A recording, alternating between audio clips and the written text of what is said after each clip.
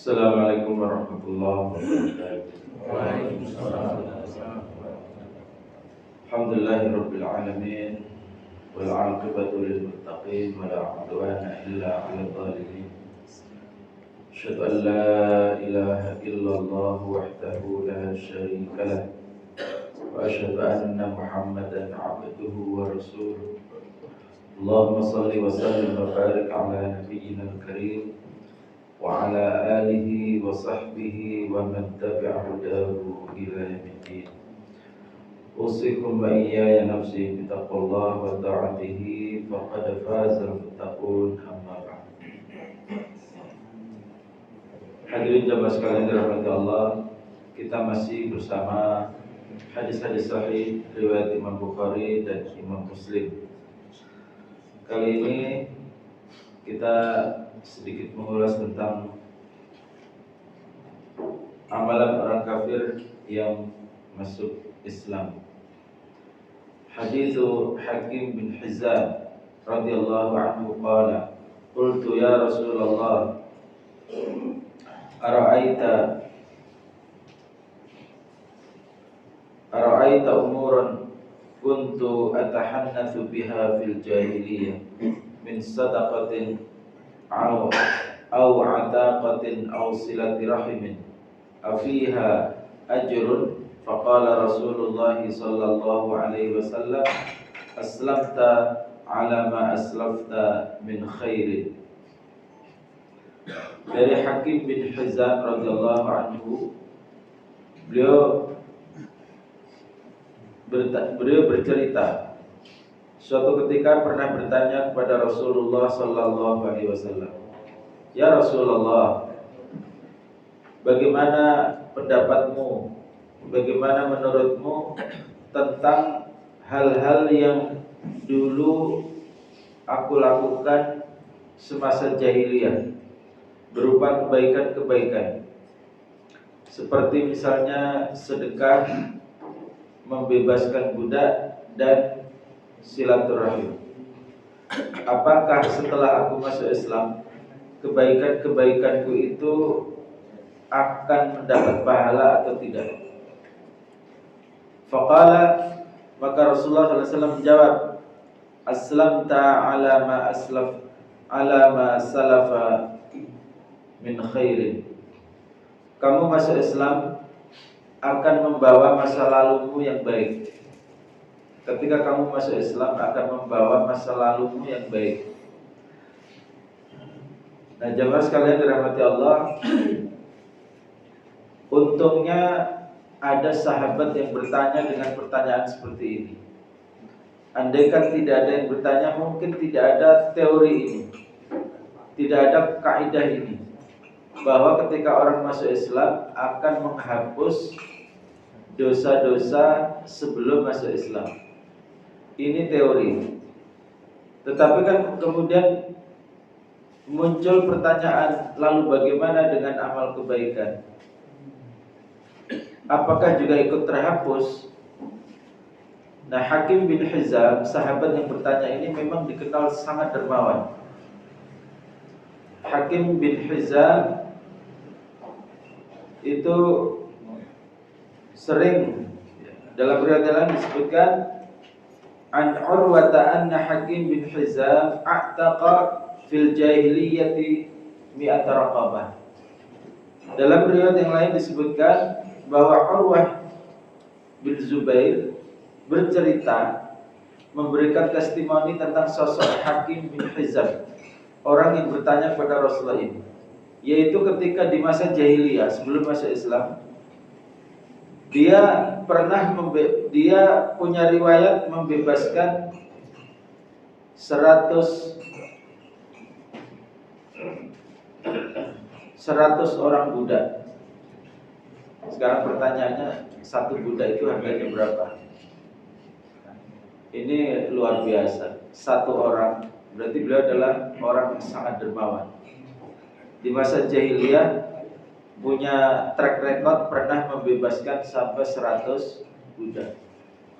Padahal budak itu kalau dijual itu lebih mahal mana dengan unta? masih jauh lebih mahal budak daripada onta.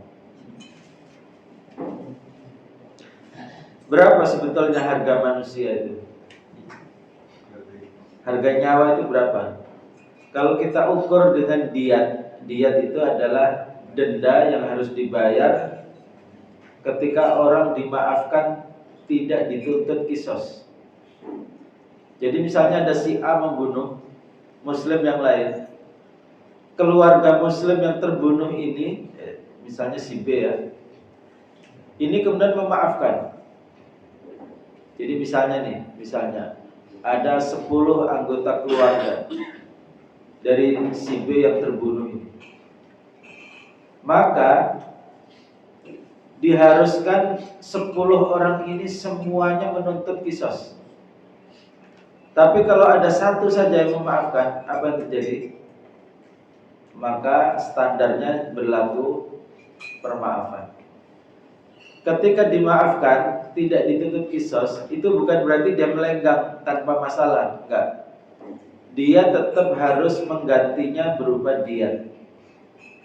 Nah, berapa diat itu? Diat itu adalah 100 ekor unta atau 120 ekor unta. Nah, ini konon katanya ini mengikuti ketetapan yang ditetapkan oleh kakeknya Nabi Muhammad, yaitu Abdul Muthalib, ketika membatalkan untuk nazar membunuh salah satu putranya. Kalau putranya lengkap jumlahnya 10. Kalau anak laki-laki saya lengkap jumlahnya 10, saya bernazar salah satu akan saya korbankan. Akhirnya kan diundi. Yang keluar undiannya siapa? Abdullah. Wah, itu kalau kita dalam posisi diundi itu panas dingin ya. Apakah saya yang akan dikorbankan? Nah, atas masukan-masukan dari tokoh-tokoh jahiliyah pada masanya, kemudian apa? Dibatalkanlah nazar itu, lalu diganti dengan 100 unta. Nah, itulah yang kemudian dijadikan acuan ketika syariat kemudian pada zaman Nabi Muhammad menetapkan diat, yaitu 100 ekor unta. Bahkan kalau pembunuhannya itu mengandung pemberat gitu ya. Jadi gimana ya? Jadi itu bisa sampai 120 ekor unta. Nah, itu adalah harga nyawa manusia. Berarti mahal mana manusia dengan unta? Kurang lebih 1:100. Nah, Hakim bin Hizam, perawi hadis ini, pernah di masa jahiliyah membebaskan 100 budak. Lah dia kan mikir, lah kalau masuk Islam itu gak dapat pahala, sayang banget, betul gak? Sudah mengeluarkan miliaran, ternyata setelah masuk Islam, bersama terhapusnya dosa, terhapus pula kebaikan. Itulah makanya wa hamala ala mi'ati ba'irin. Ini riwayat dari Urwah. Dan beliau itu mensedekahkan 100 unta. Maksudnya bukan sedekah untanya, sedekah barang dagangan yang mampu dibawa oleh 100 unta. Nah, kalau unta pada zaman itu ya semacam apa ya, kalau zaman sekarang kontainer.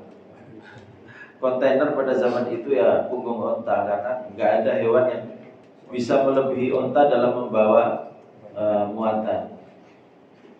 Jadi 100 kontainer di atas punggung unta disedekahkan. Ya isinya macam-macam mungkin ya. Ada kain, ada bahan makanan itu mungkin diimpor dari Syam, lalu kemudian disedekahkan. Tsumma a'taqa fil Islami mi'ata raqabah. Nah, beliau ini hebat, punya prinsip gini. Hakim bin Hizam.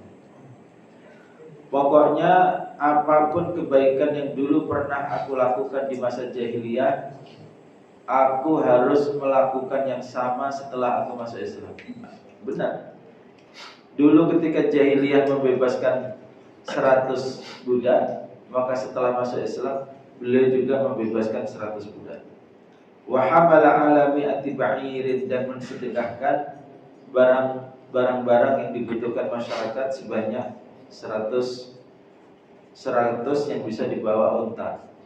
100 bahan yang dibawa oleh unta. Nah, ini beliau mengatakan, fa wallahi la ad'u syai'an sana'tuhu fil jahiliyati illa fa'altu fil islami mithlahu. Demi Allah, aku tidak akan melupakan, artinya apa yang dulu waktu jahiliyah aku lakukan berupa kebaikan, maka aku harus melakukannya setelah masuk Islam. Dan kemudian beliau dikasih karunia oleh Allah berupa umur panjang. Ada yang mengatakan bahwa umurnya sampai 120 tahun. 60 tahun masa jahiliyah, 60 tahun masa Islam. Akhirnya imbang. Karena apa? Punya nazar seperti ini, demi Allah aku akan melakukan yang sama. Maka kemudian Allah kasih umurnya itu separuh jahiliyah, separuh Islam. Maka kalau pengen umur panjang, ya nazar seperti ini. Tapi separuhnya sekarang udah 80 tahun, ya, separuhnya wah, bisa 2 kali lipat, 160 tahun baru mati. Baik, jadi jamaah sekalian dirahmati Allah, kita bersyukur bahwa ada orang yang bertanya tentang masalah ini. Andaikan gak ada yang bertanya, bisa jadi rumus ini tidak keluar dari Rasulullah SAW, bahwa kebaikan di masa jahiliyah itu tetap akan dinilai berbeda dengan keburukan. Kalau keburukan itu akan dihapus, sedangkan kebaikan akan nah ini adalah kesimpulan yang apa? Seperti misalnya kata Syekh Utsaimin rahimahullah, itu beliau menyimpulkan seperti itu, bahwa yang dimaksud dengan hadis ini adalah kebaikan yang dilakukan orang pada masa jahiliyah itu akan mendapat pahala. Sebab kalau kemudian misalnya orang sebelum masuk Islam bertanya, apakah kebaikan-kebaikanku nggak ada nilainya setelah aku masuk Islam? Kalau seandainya jawabannya ya nggak ada, hilang semua, kan orang jadi malas masuk Islam, betul nggak? Wah rugi saya, mending dulu pelitin gitu ya, nggak sedekah nggak apa. Kalau ternyata masuk Islam, kebaikan-kebaikan masa lalu tidak membuahkan hasil. Jadi ini merupakan fadlullah, fadlun minallah. Kata Syekh Utsaimin, ini adalah fadlun minallah. Ini merupakan karunia dari Allah. Karena seharusnya kalau mengikuti teori apa Pak? Amal kebaikan itu hanya dicatat sebagai pahala manakala dilakukan oleh orang yang beriman kepada Allah, orang yang telah masuk Islam. Makanya dalam kitab fikih kita akan lihat semua syarat ibadah, kalau daftar syaratnya itu mesti nomor 1 apa? Islam. Syarat nomor 1-nya Islam. Seperti sholat, syarat-syarat sholat mesti nomor 1 apa? Islam. Zakat, syarat-syaratnya banyak, nomor 1 pasti Islam. Jadi syarat diterimanya amal adalah Islam. Tetapi ini merupakan fadlun minallah. Ini merupakan karunia dan semacam bonus dari Allah, bahwa kebaikan-kebaikan yang dilakukan orang pada masa jahiliyah akan dihitung.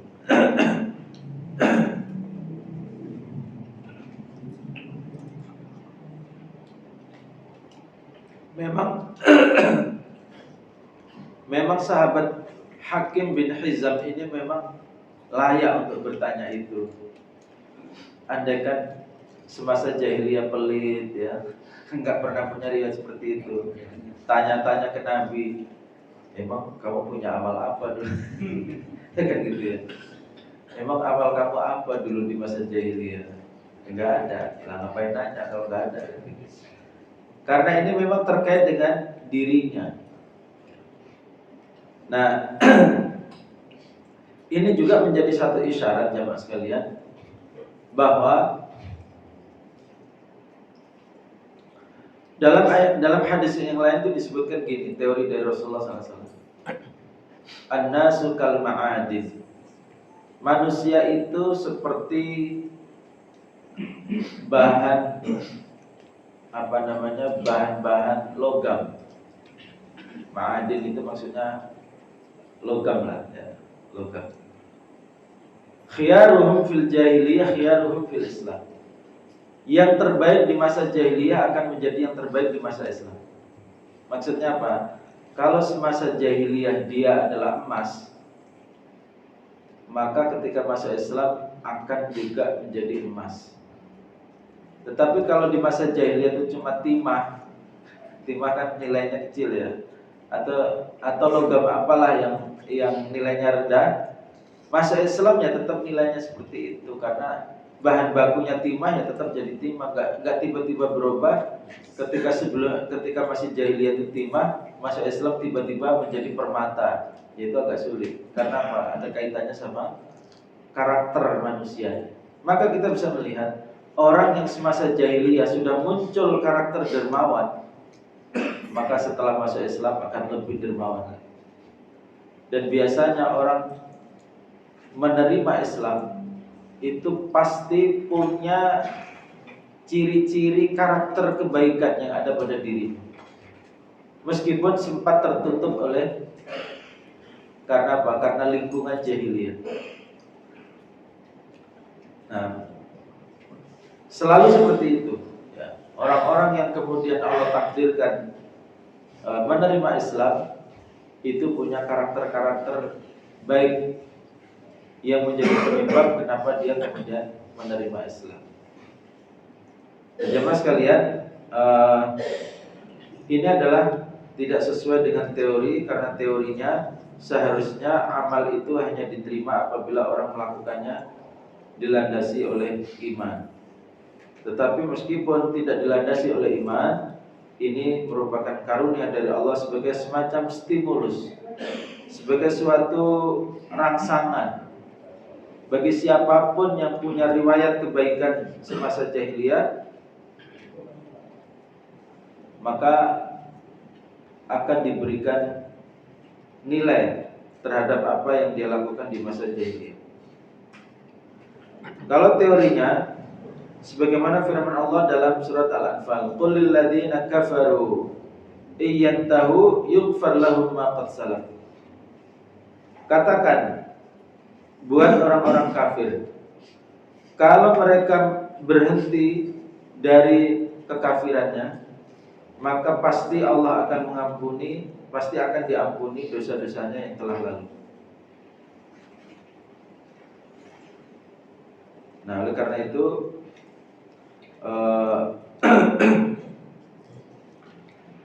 ketika itu diampuni, maka ini sudah menjadi satu poin. Dosa-dosanya diampuni, kebaikan-kebaikannya tetap dinilai, sehingga orang yang masuk Islam itu tidak ada kerugian sama sekali. Kalau boleh dibilang kerugiannya apa? Tanda kutip ya, kerugian. Kerugiannya adalah yang tadinya kehidupannya serba mudah, serba boleh, berubah menjadi ini nggak boleh, ini nggak boleh, ini nggak boleh. Agama kok dikit-dikit nggak boleh, serba nggak boleh. Nah, kalau nggak mau diatur ini nggak boleh, ini nggak boleh, ya jangan masuk Islam, kan itu resikonya. Tetapi ternyata banyak orang yang sebelumnya agamanya serba membolehkan, ternyata setelah masuk Islam dengan aturan yang demikian banyak, dia tetap menikmatinya dan justru itu menjadi alat untuk membahagiakan dirinya. Seperti misalnya salat. Salat itu memang berat, sehari 5 kali, terus tiap hari seperti itu, gak ada istirahatnya. Orang ke kantor aja ada liburnya ya, Sabtu Ahad libur. Ini salat tiap hari gak ada liburnya. Kalau dipikir, orang akan mengalami kerugian secara waktu, secara kesibukan, tetapi ternyata di balik kerugian dalam tanda kutip itu orang mendapatkan barokahnya, yaitu kebahagiaan di dalam hatinya, tenang batinnya. Itulah yang dirasakan oleh orang-orang yang tadinya hidupnya serba boleh, masuk Islam banyak dikekang, ternyata itu bukan sesuatu yang menjadi masalah.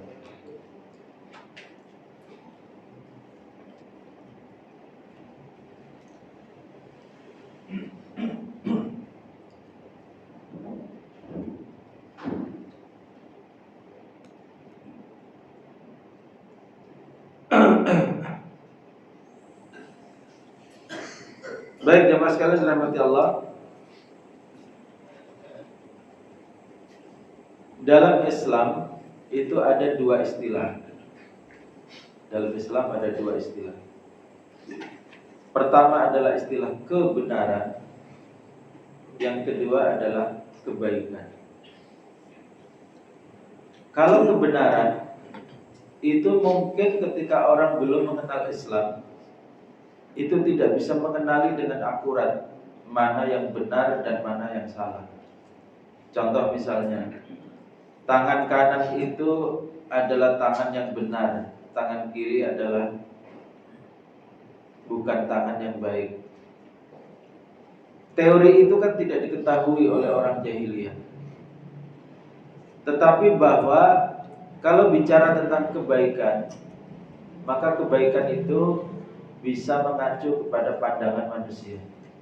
Contoh misalnya, ada orang yang membutuhkan pertolongan, lalu kemudian orang menolong. Itu gak perlu ngerti kebenaran atau kebatilan, orang paham itu adalah kebaikan. Nah makanya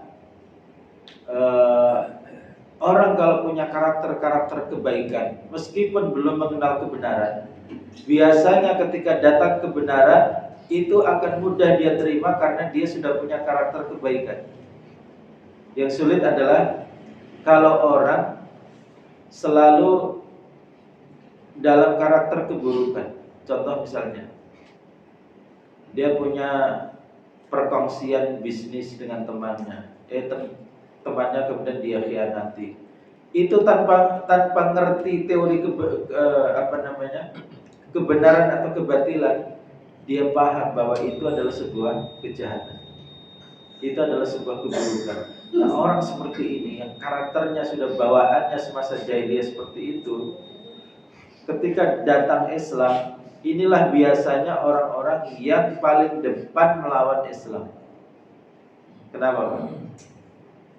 Karena karakter yang sudah mengendap di dalam batinnya itu, dia tidak suka kalau kemudian Islam akan mengoreksi. Tetapi kalau orang bawaannya itu sudah baik, karakternya semasa jahiliyah, Islam datang itu seperti, lah ini mah melengkapi, kan gitu ya. Ini mah melengkapi. Makanya bisa dilihat orang-orang yang biasanya tidak suka kepada kebenaran, itu besar kemungkinan dia memang punya karakter keburukan di dalam dirinya. Nah, tidak heran seperti seorang Hakim bin Hizam di dalam riwayat hadis ini, dia kemudian menerima Islam karena dia semasa jahiliyah itu punya karakter yang unik, yaitu suka dengan kebaikan. Oleh karena itu kita perlu membiasakan diri kita dengan kebaikan, karena kita kan tidak pernah mengalami jahiliyah. Kita tidak pernah mengalami jahiliyah sehingga gara-gara kebaikan kita semasa jahiliyah kita benar menerima Islam. Kita nggak mengalami itu. Kita dari kecil sudah Islam. Tetapi bisa jadi ada orang yang dari kecil meskipun Islam, tetapi menyimpan karakter-karakter keburukan. Mudah-mudahan Allah bersihkan diri kita, karakter kita dari ciri-ciri keburukan itu. Baik, ada pertanyaan? Silakan. Udah habis waktunya? Tadi suara apa itu? Masih 30 menit lagi tadi. Baik, kalau masih kita lanjutkan. Ada yang bertanya? Kalau nggak ada tentang tema ini, ya silakan. Bukannya di Quran itu ada juga senada dari di dalam Quran itu Yang senada dengan haji itu benar. di dalam Al-Quran tidak ada keterangan secara jelas seperti ini. Seandainya ada, sahabat tidak perlu tanya. Kan gitu, karena apa? Al-Quran itu sudah dipahami oleh seluruh sahabat. Yang ada adalah diampuni masa lalunya. Seperti tadi yang saya bacakan. Kalau mereka berhenti dari kekafirannya, maka akan diampuni apa yang telah lalu. Diampuni, tetapi tidak ada keterangan secara tegas dalam Al-Quran bahwa kebaikan-kebaikannya akan bernilai pahala. Nah itulah makanya Al-Quran dengan hadis itu tidak boleh dipisah. Dia merupakan satu rangkaian yang melengkapi. Dulu ada istilah ingkarus sunnah, masih ingat ya? Yang sepuh-sepuh insya Allah ingat, ada dulu gerakan namanya ingkarus sunnah. Ingkarus sunnah itu apa? Menolak keberadaan as-sunnah sebagai sandaran di dalam syariat Islam. Maunya apa? Pakai Al-Quran saja. Ini kan aneh. Anehnya di mana? Al-Quran itu diturunkan lewat siapa? Lewat Nabi Muhammad. Dia mau menerima. Sunnah diucapkan oleh siapa? Nabi Muhammad, oleh orang yang sama. Kenapa orang yang sama ketika membawa Al-Quran dia percaya? Orang yang sama ketika mengeluarkan sabda yang melengkapi Al-Quran ditolak. Nah ini jelas, kecuali orangnya beda. Kan gitu. Orangnya beda, misalnya apa? Sunnah itu keluarnya dari Umar bin Khattab. Mungkin orang masih bisa paham. Oh iya, karena dia menolak apa yang dari Umar. Kan gitu. Ini Al-Quran dengan As-Sunnah sama-sama bersumber dari lisan Rasulullah. Kalau bukan lisan Rasulullah yang mengucapkannya, emang ada Al-Quran. Tiba-tiba turun sebagai sebuah suara atau sebagai sebuah tulisan. Tidak. Al-Quran awalnya adalah disabdakan oleh Rasulullah setelah mendapatkan wahyu. Dikeluarkan melalui lisan Rasulullah, lalu kemudian dihafal oleh sahabat, lalu kemudian dicatat. Jadi melalui lisan Rasulullah. Sunnah juga melalui lisan Rasulullah. Yang satu diambil, yang satu ditolak. Alhamdulillah gerakan ini sekarang sudah gak kedengaran, yaitu ingkarus sunnah. Yang sekarang tersisa adalah bukan ke nabinya, tapi orang-orang sekeliling nabi, yaitu orang Syiah menolak Islam yang bersumber dari Abu Bakar, Umar, Utsman, yang diambil cuma dari Ali. Karena apa? Kalau nyerang Nabi Muhammadnya udah gak bisa. Baik, kita tambah sedikit hadis yang baru, hadis yang ke-78. Hadis Abdullah bin Mas'ud radhiyallahu anhu qala. Hadis dari Abdullah bin Mas'ud radhiyallahu anhu bersabda, "Lamma nazalat, tatkala turun firman Allah, alladzina amanu wa lam yalbisu imanahum bidzulmin, ulaika lahumul amnu wa hum muhtadun." Orang-orang yang beriman dan tidak mencampur keimanannya dengan kezaliman, mereka akan mendapatkan keamanan dan akan mendapatkan petunjuk. Syaqqa dzalika 'alal muslimin. Turunnya ayat itu membuat beberapa umat Islam setelah merenunginya merasa berat. Faqalu, maka mereka bertanya kepada Rasulullah, "Ya Rasulullah, ayyuna la yadlimu nafsahu?" Wahai Rasulullah, siapa di antara kita yang tidak pernah menzalimi dirinya sendiri? Karena ayatnya berbunyi iman dan tidak dicampur, dikotori dengan kezaliman. Qala laisa dzalik. Nabi kemudian menjelaskan, bukan seperti itu pemahamannya. Innama huwa syirku, sesungguhnya dimaksud dengan kezaliman itu adalah syirik. Alam tasma'u ma qala Luqman libnihi wa huwa ya'iduhu?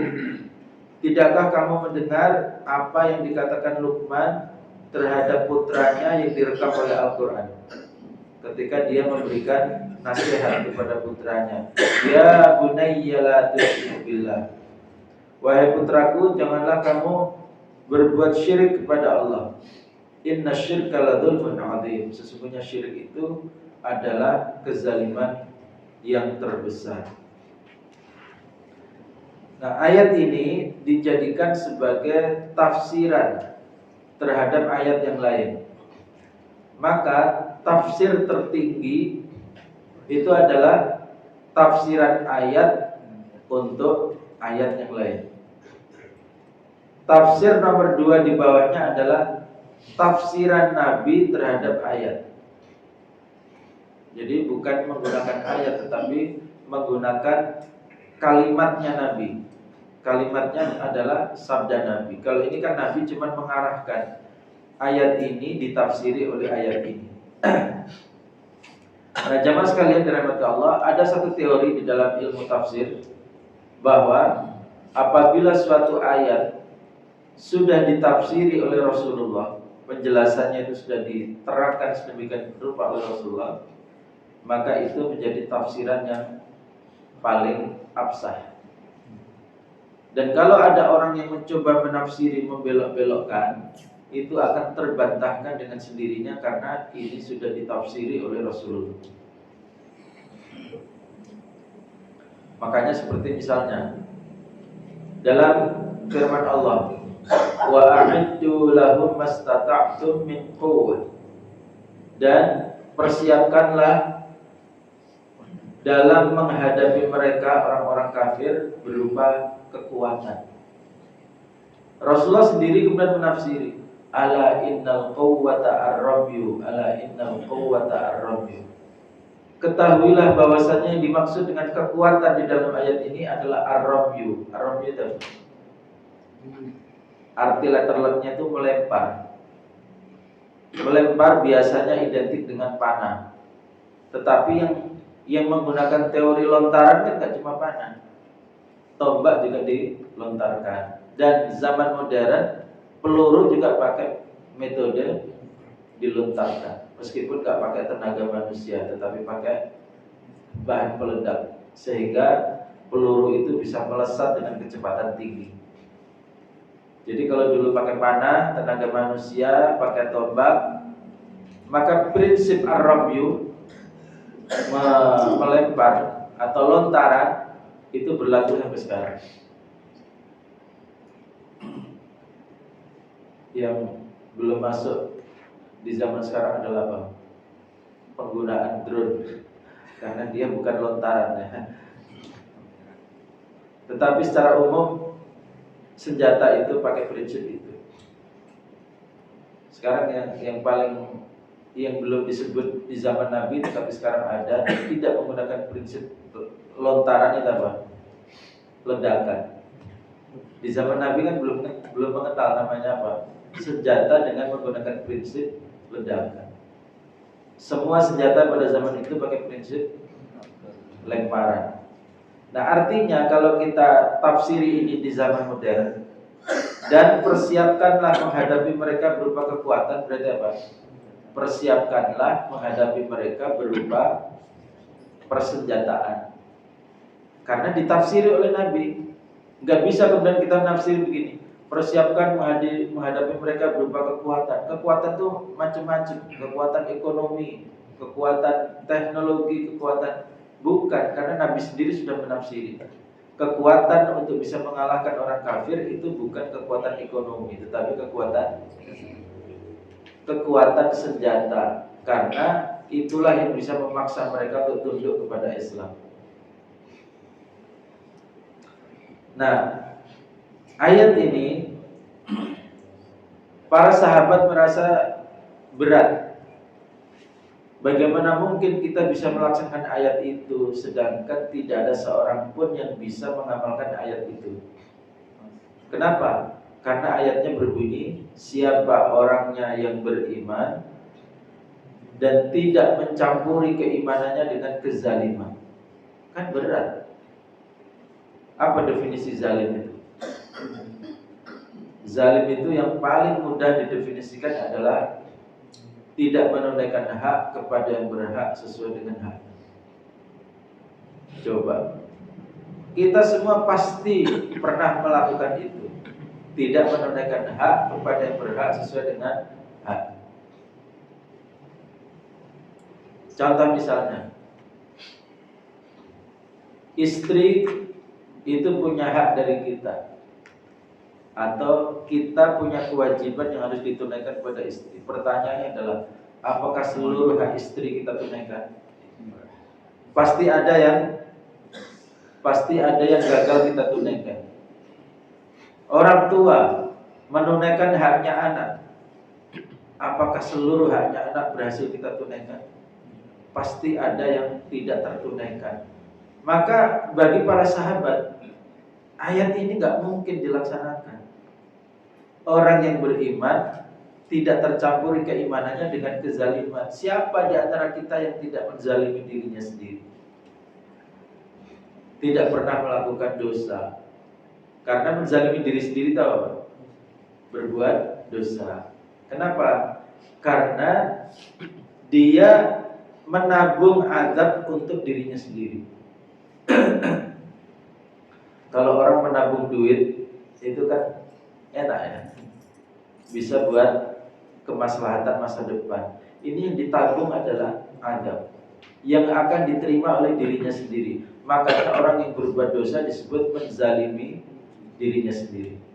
Nah, sahabat ini mengatakan itu, siapa di antara kita ini yang tidak pernah menzalimi dirinya sendiri? Berbuat dosa, yang dosa itu akan kembali menjadi azab buat dirinya. Atau berbuat zalim kepada temannya, kepada orang tuanya, kepada istrinya. Ini kalau bicaranya zalim, bersih dari kezaliman itu rasanya kita gak ada yang bisa bersih dari kezaliman. Makanya disebut dengan syaqqa. Para sahabat merasa berat menerima ayat ini. Mirip dengan ayat apa yang para sahabat berat? Mirip dengan apa? Amanar rasulu bima unzila lillahi ma fis samawati wa ma fil ardi wa in tubdu ma fi anfusikum aw tukhfuhu yuhasibukum billah. Apa yang kamu sembunyikan dan apa yang kamu nampakkan semuanya akan dihisab oleh Allah. Wah, para sahabat itu udah panas dingin tuh. Semuanya dihisab nih, bagaimana kita ini? Apa yang dilakukan secara terang-terangan maupun yang dilakukan secara tersembunyi maupun sesuatu yang hanya terdetik dalam hati, yang disembunyikan di dalam hati seseorang. Ini dihisab semua. Gimana kita mau selamat? Mereka apa? Syaqqa. Hati mereka berat mendapati ayat seperti ini. Nah, ini sama dengan ayat ini. Ayat ini juga dianggap ayat yang sangat berat. Nggak mungkin kita laksanakan. Karena siapa di antara kita yang bisa selamat dari kezaliman terhadap dirinya sendiri? Maka kemudian Rasulullah memberi tafsiran yang membuat lega para sahabat. Tafsirannya apa? Kamu beriman dan tidak mencampuri keimananmu dengan syirik. Berdasarkan firman Allah, inna syirka ladzulmun adzim. Jamaah sekalian, hati-hati dengan syirik. Karena syirik itu bisa terjadi tanpa sadar. Apalagi di zaman kita sekarang. Jangan sampai kita mengucapkan la ilaha illallah, tetapi ucapan itu dibatalkan oleh pikiran dan keyakinan kita. Apa contohnya? Ucapan itu kan mengandung kalimat apa? Allah adalah satu-satunya yang berhak disembah, yang berhak disembah, yang legal disembah. Misalnya gitu. Satu-satunya legal disembah. Kenapa? Karena tanah air ini ciptaan Allah, milik Allah, diatur oleh Allah. Maka Allah satu-satunya yang berhak disembah di tanah air ciptaan Allah. Benar ya? Ternyata tanpa sadar, misalnya kalau ada orang yang bertanya, boleh nggak Tuhan selain Allah disembah di sini? Pertanyaannya adalah Tuhan yang lain boleh disembah nggak di sini? Berhak disembah nggak di sini? Ya boleh, tergantung orangnya. Nah, berarti apa? Pernyataan boleh bahwa Allah boleh disembah, selain Allah boleh disembah, berarti apa? Itu membatalkan ucapannya sendiri. Ucapan zikirnya adalah la ilaha illallah, la ilaha illallah, la ilaha illallah. Itu ucapan yang baik. Kalimat thayyibah. Dalam hadis Nabi disebutkan siapa yang mengucapkan la ilaha illallah wahdahu la syarikalah lahul mulku wa lahul hamdu wa huwa ala kulli syai'in qadir sehari 100 kali, apa imbalannya? Imbalannya nomor 1 akan mendapat pahala setara dengan harga 10 budak. Seperti dia membebaskan 10 budak. Kalau tadi Hakim bin Hizam membebaskan berapa? 100. Kalau dengan ucapan ini kita tiap hari seperti kita membebaskan 10 budak. Lalu akan dihapuskan dari 100 kesalahan hari itu. Ini nomor 2. Nomor 3 apa? Akan dicatat 100 kebaikan untuknya pada hari itu. Dan yang keempat, apa imbalannya? Akan diberikan penjagaan dari gangguan syaitan dari pagi sampai malam hari. Dengan modal apa? Ucapan la ilaha illallah wahdahu la syarikalah lahul mulku wa lahul hamdu wa huwa ala kulli syai'in qadir. Ucapkan 100 kali, maka akan mendapat pahala seperti itu. Ucapannya baik, tetapi bisa jadi akan dibatalkan oleh ucapannya sendiri juga ketika dia mengatakan boleh. Cukup menjawab boleh itu berarti apa, Pak? Sudah menyekutukan Allah. Karena apa? Harusnya Allah satu-satunya berhak disembah. Kemudian dia bilang yang lain juga boleh disembah. Karena dilindungi undang-undang. Nah, maka hadis ini sangat penting. Orang yang beriman dan tidak dikotori keimanannya dengan syirik. Jangan lupa syirik gak hanya menyembah berhala, tapi syirik bisa jadi hanya ucapan boleh, itu sudah syirik. Karena apa? Memberi jalan bagi orang untuk menyembah selain Allah. Maka bersihkan itu, jangan sampai tersisa. Kalau kita bersihkan, insya Allah akan dapat ayat ini. Siapa yang beriman, imannya tidak dicampur dengan kezaliman, dengan syirik, maka akan mendapatkan 2 keuntungan. 1, ulaika lahumul amnu, keamanan. Keamanan di mana? Keamanan di akhirat. Aman dari segala macam horor di akhirat. Lalu yang kedua, wa ulaika humul muhtadun, dan mereka akan mendapatkan hidayah, petunjuk. Di mana ini? Di dunia. Nah, jadi ayat ini Masya Allah ya, ayat yang sangat penting. Hati-hati dengan ucapan kita, jangan sampai ucapan itu menjadikan kita, iman kita terkotori oleh syirik. Gara-gara misalnya tadi jawaban-jawaban yang boleh. Baik, ini saja pembahasan kita pada pagi ini. 2 hadis, yaitu hadis yang ke-77 dan 78. Barangkali ada pertanyaan atau hadis yang kedua, silakan.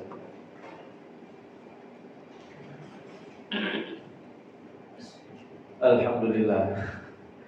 Ini sepertinya sudah lelah sekali.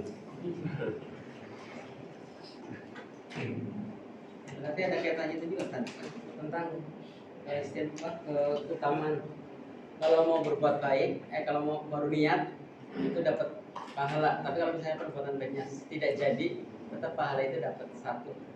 Ya, itu berlaku hanya khusus bagi orang beriman. Setelah berada di dalam iman, maka berlaku teori itu. Kalau orang berniat melakukan kebaikan atau amal soleh, ternyata dia batal melakukannya oleh sebuah sebab. Jadi batalnya itu bukan karena batal karena apa? Karena malas. Misalnya apa? Batal karena malas itu. Terbangun dengan adzan subuh, hatinya pengen ke masjid, tapi tarik lagi selimutnya. Bukan itu. Ini berarti dibatalkan oleh kemalasannya sendiri, nggak bisa. Yang dimaksud adalah apa? Punya niat, tetapi terhalang oleh situasi dan kondisi. Contoh misalnya, sudah berniat untuk hadir, tetapi kemudian motornya bermasalah. Nah, ini berarti apa? Dia sudah, niatnya itu sudah tahap-tahap dibuktikan. Bukan cuma niat angan-angan di dalam batin. Kalau itu belum termasuk. Wallahu a'lam bishawab. Makanya hilangkan rasa malas, karena rasa malas itu bisa membatalkan niat. Bisa membatalkan niat baik yang seharusnya dicatat oleh Allah. Lah kalau niat terus dibatalkan oleh malas, masih dapat catatannya, enak. Kita bisa beramal dengan andalan itu aja terus. Dengan adzan melek sebentar, pengen ke masjid, tapi selimutnya ditarik lagi. Udah dapat catatan pahala sholat subuh.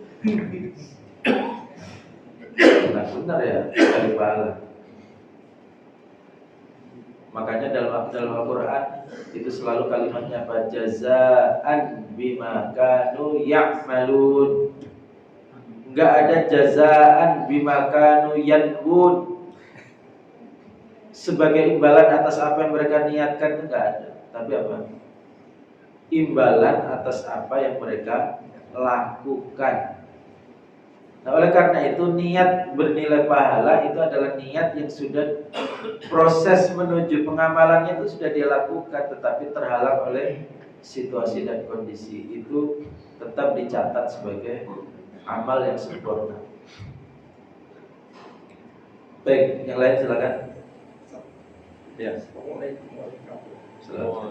Jadi isu yang beberapa hari terakhir mengenai konon katanya usulan dari orang-orang Nasrani yang diterima oleh Departemen Agama, Menteri Agama, sehingga muncul sebutan yang Yesus Kristus. diinginkan mereka itu apa? Sebenarnya menurut kita seperti apa itu? Ya, saya baca berita itu, tapi saya nggak paham itu asal muasalnya dari mana. Maksudnya gini, disampaikan oleh Menteri Agama, tetapi Menteri Agama itu dapat ide dari mana? Apakah dari dirinya sendiri atau dari orang Kristen? Saya justru menduga ini adalah trik orang-orang Nasrani dahulu kala, awal-awal kemunculannya di negeri ini. Selalu mengimitasi istilah-istilah yang sudah permanen di tengah umat Islam. Contoh, mereka menyebut Tuhannya dengan Allah untuk mengimitasi Allah dalam istilah umat Islam, sehingga Nasrani terasa dekat dengan umat Islam, lalu orang bisa tertipu, diajak menjadi Nasrani. Lihat Bible, bahasa Inggrisnya apa? Bahasa Inggrisnya Bible. Nah, dinamai Alkitab coba. Dinamai Alkitab. Alkitab itu kan bahasa Arab, biasa dipakai di Al-Quran untuk menggambarkan Al-Quran. Maka kenaikan Isa Al-Masih, istilah untuk kenaikan Isa Al-Masih Itu dugaan saya justru itu adalah trik orang-orang Nasrani sendiri untuk mengimitasi istilah yang ada di tengah umat Islam. Maka saya baca berita ini, hati saya malah senang. Gitu, kalau saya Pak. Karena apa?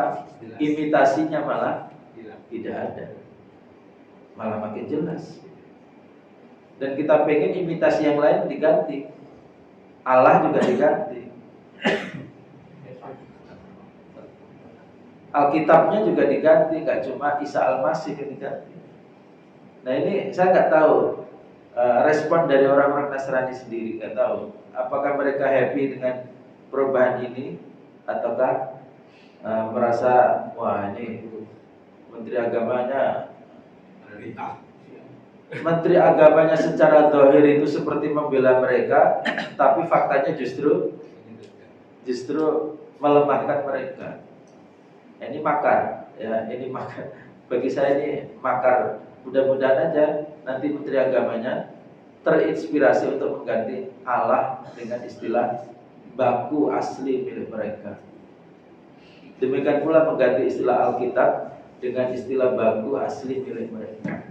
Sehingga nggak ada lagi imitasi istilah-istilah. Sama dengan istilah iman. Iman kan dari dipakai sama mereka. Dipakai sama mereka. Harusnya mereka pakai istilah sendiri. Bahasanya beda.